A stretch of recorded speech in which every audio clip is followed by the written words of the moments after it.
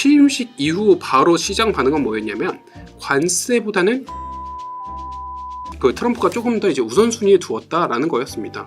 우선 1차적으로 스타게이트는 AI의 전력 인프라잖아요. 그래서 관련된 인프라 산업이 가장 먼저 수혜를 받을 겁니다. 물론 인프라가 다 깔리고 나면 AI를 이용한 소프트웨어가 좀 업종 이제 수혜를 받겠죠. 그건 다만 아직까지는 물리적 시간이 필요한 그런 어떤 상황입니다. 지금 당장은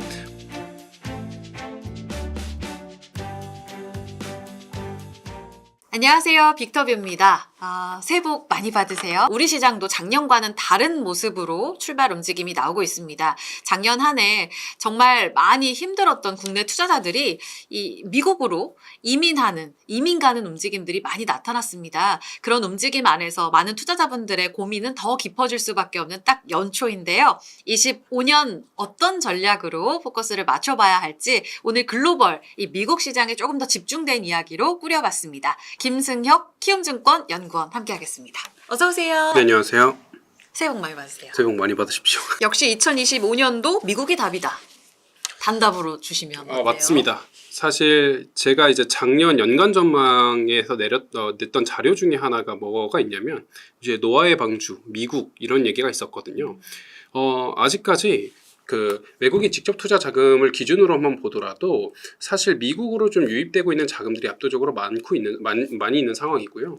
투자를 할 것이냐에 대해서는 아직까지는 미국이다라는 게 첫 번째고, 그 다음에 단적으로 S&P 500과 이제 전 세계 주가 지수에 대한 상승률 추이를 보더라도 아직까지 점유율이 훨씬 S&P 500이 높습니다. 그러면 집중도가 좀 더 높아졌다라는 거고, 원론적으로 왜 그러냐라고 하면 AI가 지금 트렌드인데 AI를 사실 미국이 거의 독점하고 있잖아요. 그런 관점에서는 아직까지 미국이 좀 답이다라는 말씀을 드립니다. 시원스럽게 답변부터 주셨습니다. 그러면 말씀하신 AI 이야기로 바로 질문 드려보죠. 이번 주 트럼프 취임식이 가장 핵심이었는데 AI 행정명령과 함께 스타게이트 발표했습니다. 대표 수혜주 어디로 가장 집중해야 된다고 보세요?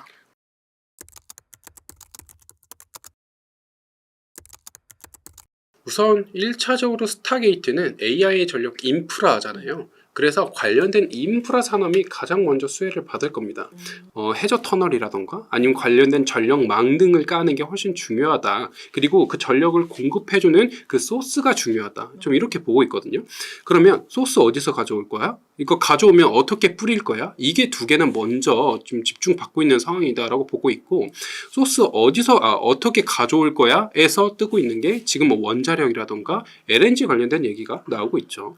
LNG 같은 경우에는 유럽향에 대한 수출 활로가 조금씩 열리고 있는 상황이고, 그렇게 된다면 LNG는 개발 속도도 훨씬 빠르게 높이고 있어요. LNG를 통해서 에너지 확보하고 그거를 AI 인프라 전력으로 사용하겠다라는 게 큰 트렌드라, 그래서 LNG 관련돼서는 조금 더 수혜를 받고 있는 상황이고, 원자력 같은 경우에도 대부분의 어떤 연료 에너지 중에서 가장 큰 가장 큰 전력 효율을 보이는 게 원자력이거든요. 이제 동일한 어떤 비용을 들여서 가장 많은 에너지를 뽑아낼 수 있는 게 원자력이니까 그 관련돼서도 수혜를 좀 같이 보고 있다라고 좀 말씀드리고 있습니다. 오클로라든가 SMR 같은 경우는 지금 기대감으로 사실 오르고 있어요. 실적이 나오지 않고 있는 상황입니다. 예를 들어 작년 같은 경우에 오클로는 실제 계약 체결이 되면서 한 번 엄청 많이 올랐거든요. 30% 40%가 뛴 적이 있는데, 이런 것처럼 계약 베이스로 그 주가가 움직인다라고 한다면 그 상승 텀은 사실 되게 높습니다. 다만 LNG 같은 경우에는 그 다음으로 수혜를 받을 거다라고 보고 있는데, LNG 같은 경우에는 대부분의 종목들의 수혜를 볼 거다라고 보고 있고, 플러스 수출처가 확보가 되면 더 수혜를 받을 건데 상승폭은 조금은 제한될 수가 있겠죠. 왜냐하면 계산이 가능하거든요. 이제 그때부터는 네, 얼마큼 팔 건데 유럽에서 얼마큼 이거 수요해 준대, 유럽에서 비축하고 있는 에너지 전력량이 얼마가 되는데, 이런 것들을 다 이제 계산이 가능하기 때문에 이 정도는 고평가다 저평가에 대한 밸류가 좀 나옵니다. 그러면서 걔네들은 원전보다는 좀 더 상승폭이 작은 상향은 할 수 있겠고, 원전 같은 경우는 상승폭은 더 높을 수는 있겠지만 변동성도 커지겠죠. 플러스 40% 마이너스 20%가 한 번에 보이는 그런 어떤 장세가 보이지 않을까 정도로 생각을 하고 있습니다.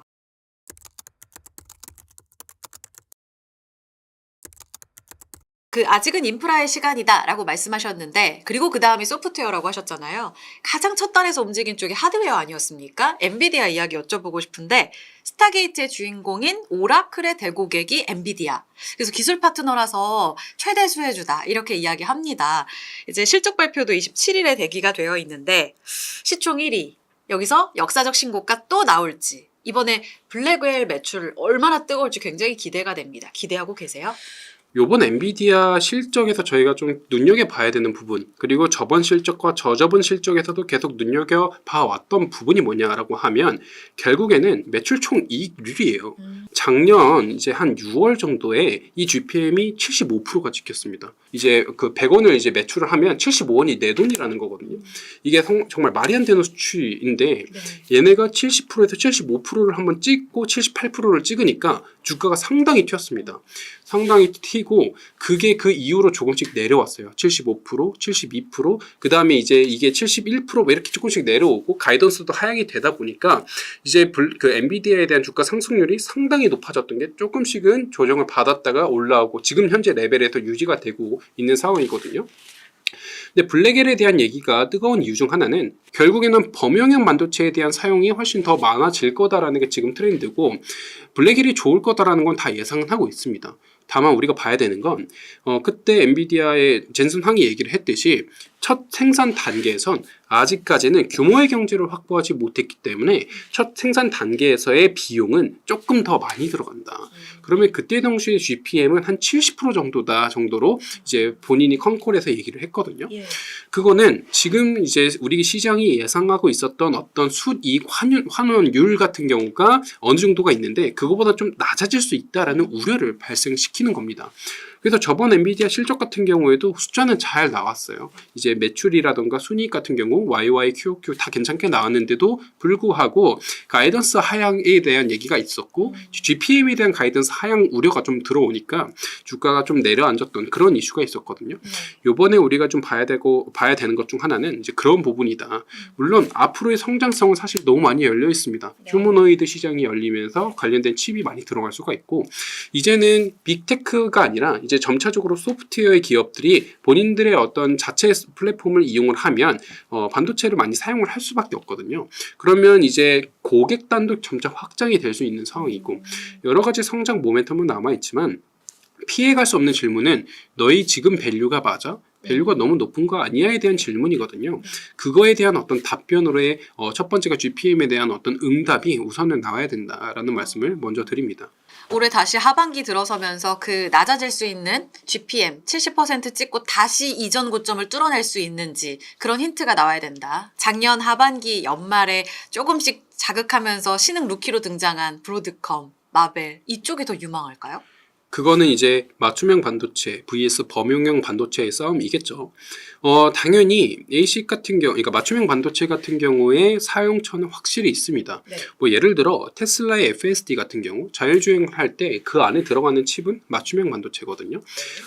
빅테크 업체들 같은 경우에 본인들이 비용은 좀 많이 들어갈 수 있어도 성능이 훨씬 확보되고 있는 그런 어떤 소프트웨어를 이용할 때는 맞춤형 반도체를 사용을 하고요. 그거에 대한 선도 주자로는 당연하게 브로드컴이나 마벨 같은 그 기업들을 사용을 할 텐데 걔네는 아직까지는 수요차가 제한되어 있는 상황이기는 합니다.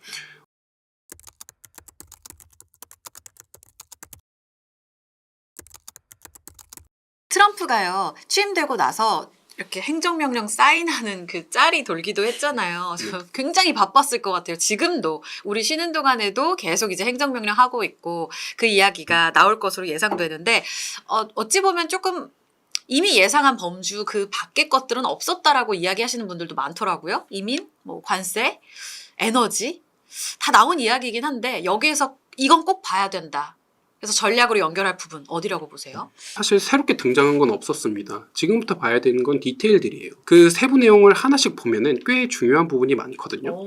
뭐 예를 들어 취임식 이후 바로 시장 반응은 뭐였냐면 관세보다는 이민 정책이 조금 더 트럼프가 조금 더 이제 우선순위에 두었다라는 거였습니다. 제가 이제 이전에 냈었던 자료 중에 이제 이 비슷한 얘기를 하면서 관세 정책은 조금 더 시간이 걸릴 수 있을 거다라고 저는 말씀을 드려왔는데 그 이유가 뭐냐라고 하면 관세 정책을 담당하는 부처를 한번 보자라는 거죠. 걔는 재정장관, 지금 스콧 베센트죠. 예. 그 다음에 상무장관, 하워드 러트릭이거든요. 그리고 USTR, 미국 대표부입니다. 이제 얘네가 어느 정도의 조율을 할 텐데 얘는 생각이 다 달라요. 예를 들어 재정장관 같은 경우에는 관세는 합의의 대상이다. 이거는 이제 그 합의를 이끌어내기 위한 어떤 수단이다 정도로 보고 있는 상황이고요. 러트릭 같은 경우, 상무장관 같은 경우나 USTR, 제이미 네이선 같은 경우는 반대입니다. 아니다. 이거는 협박의 도구다. 무기로 사용해야 된다. 강하게 얘기를 하고 있거든요. 입맛이 다릅니다. 입맛이 다른 상황에서 이거에 대한 합의점이 도출되려면 뭐가 미국한테 조금 더 실익이 될 거냐가 판단이 돼야 돼요. 그러려면 물리적 시간이 필요하다라고 생각을 하는 거죠. 이게 실익이 어떻게 될 거냐는 이제 관세를 적용해서 상대가 보복 관세를 하면 당연히 미국 내에서의 CPI 상승이 다 재차될 수 있잖아요.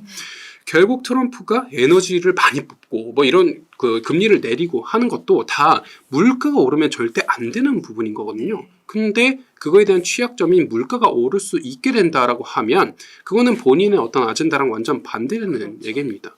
이게 좀 계산이 들어가야 돼요. 이 계산이 되고 있지 않은 상황에서 관세를 바로 진행해버리는 거는 좀 어려울 거다라고 보고 있어서 관세는 좀 딜레이로 봤고 네. 이민 정책 같은 경우에는 정책적 그리고 정치적인 근거가 확실했습니다. 우선 정치적 근거는 요번에 이제 출구조사 트럼프 출구조사 한번 보면 생각보다 백인 여성과 흑인 여성분들이 되게 많이 뽑았거든요. 예상과 반대였죠. 그분들은 사실 트럼프 안 뽑을 것 같았는데 딱 봐도 안 뽑고 싶잖아요. 근데 생각보다 많이 뽑았어요. 그래서 그 설문 이유를 보면 예. 대부분 무슨 얘기를 하냐면 내 아이들을 밖에 내보내기가 무섭다. 왜냐하면 실제로 불법 이민자분들 중에서 범죄를 저지르는 분들이 생각보다 많고 특히 요번에 이제 국경 얘기가 나오면서 했던 게 남부 국경에 대해서 우리가 되게 좀 지켜야 된다, 수호를 해야 된다. 이거를 위해서 뭐 장벽 건설하고 그 다음에 군사도 개입시키겠다. 여러 가지 얘기가 나왔거든요. 네. 좀 신기했던 거는 드론을 활용하겠다라는 얘기가 있었어요. 드론을 이제 이용을 해가지고 세부 타격을 하겠다라는 거죠. 그 정찰 같은 걸 진행을 하고 그게 이제 행정명령 세부 내용 안에 있었거든요. 그런 것들을 보면 어느 정도는 이제 국경에 대해서 상당히 좀 불안해하는 이제 백인 또는 이제 흑인 여성분들이 많았잖아요. 네. 그런 사람들 같은 경우에는 저 사람들 빨리 내쫓고 싶어에 대한 심리가 있었겠죠. 그러면서 그러면 난 트럼프 뽑아야겠다에 연결고리가 있지 않았나 정도로 판단을 하고요. 그러면 트럼프 입장에서는 그 사람들의 어떤 그런 응답에 답해줘야 돼요. 그게 이제 정치적인 어떤 근거다라고 보고 있고 정책적 근거는 트럼프는 결국에는 재정 지출을 메디케어나 메디케이드 같은 경우에 대한 재정 지출을 어느 정도는 조율을 무조건 해야 됩니다. 법인세를 인하하면서 고간이 줄어들기 때문에 필요한 곳에 돈을 써야 되거든요. 그러면 저소득층들에게 돈 나가는 걸 줄인다라고 하면 이 사람들이 너무 반발이 심할 수 있잖아요. 그럼 이거 어떻게 하느냐? 얘네 일 시켜서 얘네가 자체 소득 만들게 해. 그리고 얘네의 일자리를 뺏었던 애들을 쭉 보니까 불법 이민자분들이 많았던 거죠. 야, 얘네 다 내보내. 얘네 내보내고 이 빈 일자리 얘네로 채워가 어느 정도 구상이 있는 거죠. 뭐 대표적으로 이제 미국 위쪽, 오른쪽 위쪽에 있는 저희가 이제 사실 대선 때 가장 뜨거웠던 지역이 있잖아요. 러스트벨트 지역이라고. 그쪽 역시도 이제 백인 저소득층들이 본인들의 일자리를 이민자들한테 다 뺏겼다라고 해서 되게 불만이 높았거든요. 예. 이제 그분들이 다시 일자리를 얻게 하고 그 사람들이 이제 소비가 만들어내기 시작하면은 두 가지 효과인 거죠. 첫 번째는 얘네들한테 복지금 안 나가도 되고 두 번째로는 소비가 새롭게 생성이 되고 이게 가능해지려면 불법 이민자를 내보내야 된다라는 구상이 있었던 거죠. 그러면 아까 말씀드린 정치적인 이유뿐만이 아니라 어떤 정책적인 근거도 같이 있었다. 그렇기 때문에 이민 정책이 먼저 좀 집행이 되고 관세는 조금 이후에 진행되지 않았을까 정도로 보고 있는 상황이고요. 그래서 이번 행정명령에서 특이했던 점은 당연히 딱히 없었습니다. 다만 그 세부 디테일들이 중요하다라고 보고 있는 상황이고 세부 디테일들이 이제 하나씩 공개가 되는데 그거를 우리가 한번 눈여겨보자. 좀 이렇게 말씀을 드립니다. 기회는 디테일에 있다. 그럼 방산, 드론, 에너지? 이렇게 섹터를 계속 관심 있게 보면 돼요? 맞습니다. 방산 쪽도 상당히 관심이 있죠. 네. 왜냐하면 트럼프는 어찌됐건 본인이 원하는 대로 다 하려면 힘이 세야 돼요. 작년 같은 경우에도 이제 사우디 지켜주겠다고 이제 미국이 날아가가지고 내가 아이언도 사이트 내가 설치해줄게 네. 우리 편 먹어 했는데 물론 문전박대 당했지만 미국의 외교 정책 베이스는 항상 너희한테 안보 줄게. 특히 중동 지역에 있어서는 어쨌든 사우디랑 이란은 시이파 수니파라 싸울 수밖에 없는 구조거든요. 네. 그 어떤 상황 속에서 내가 군사력으로 너희 지켜줄게 대신 너희 나한테 이거 줘 이게 거의 메인 트렌드이기 때문에 방사는 거의 필수적으로 가져갈 수밖에 없다 이렇게 보고 있습니다.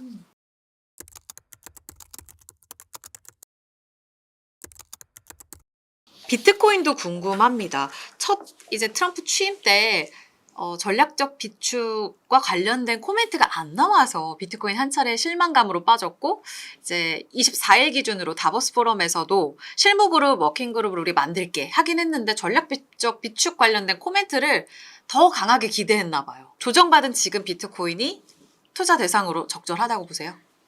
비트코인은 진짜 트럼프의 워딩에 따라서 움직일 거긴 한데 지금은 저는 아직까지는 불안합니다. 왜냐하면 사실 트럼프가 제시한 비트코인의 아젠다는 저는 설득력이 있었어요. 아젠다가 뭐냐라고 하면 결국에는 걔가 뭐 비트코인을 뭐 사람들을 가격을 올려주겠다라는 게 아니잖아요. 이거를 이제 전략적으로 가져가겠다라는 건데 무슨 전략에 어떻게 쓸 건데에 대해서 보면 어쨌든 재정 지출을 미국은 많이 해야 돼요. 재정 지출 많이 하려면 채권을 많이 발행할 수밖에 없거든요. 네. 근데 옛날에는 미국이 채권 발행을 빵빵하면 이거를 중국이랑 일본이 되게 많이 사줬어요. 그래서 중국 같은 경우는 2018년 1월까지 많이 사주고 그 이후에는 미중 무역 전쟁 나면서 손절했고요. 그리고 일본이 많이 사줬는데 지금 상황을 보면 중국은 등 돌렸고 일본은 이제 금리 높이고 있잖아요. 그리고 엔화에 대한 가치 방어를 해야 되려면 네. 미국 국채 팔아야 돼요. 걔는 미국을 국채를 지금 살 수 있는 상황이 아닙니다. 네. 그러면 과거에 봤을 때 우리 미국 국채를 살 수 있는 큰 손들이 다 없네요. 고객들이. 그럼 이거 누가 사죠? 아, 이때 비트코인의 유동성 바다를 이용하자라는 게 어느 정도 생각이었잖아요. 그래서 스테이블 코인을 많이 발행을 하면 스테이블 코인이 당연히 발행이 되면 USDT가 같이 따라 붙어야 되니까 그러면 이제 코인 발행 수만큼 이제 테이킹 되는 이제 그 국채도 같이 많아질 수가 있을 거다라는 게 어느 정도의 구상이었다라고 네. 보고 있고 그런 관점에서는 그러면 국채에 대한 새로운 수요처로 코인 시장 뭐 이렇게 얘기를 하면서 전략적으로 이거를 비축하겠다 얘기를 한 건데 이거에 대한 어떤 조율을 사실 누가 해야 되느냐라고 하면 저는 개인적으로 도지 쪽에서 해야 됐다라고 보고 있습니다. 그 코인 말고 이제 정보 효율부 효율부. 네, 네. 말씀을 드리는 건데 거기가 이제 규제에 대한 철폐, 그 다음에 이제 전통 관료주의 철폐 뭐 이런 걸 얘기를 하고 있잖아요. 네, 네. 거기서 어느 정도 조율이 좀 필요하다라고 보고 있는 상황인데 아직까지 딱히 얘기가 없잖아요. 그래서 뭐 이제 토사구팽 당했다 뭐 이런 얘기가 많은데 그래서 아직까지는 불안합니다. 너무 초반 아니에요, 근데? 완전 초반이기는 네, 하죠. 네. 너무 초반이라서 기대는 하고 있는데 불안하다라는 말씀을 좀 드리고 있어요.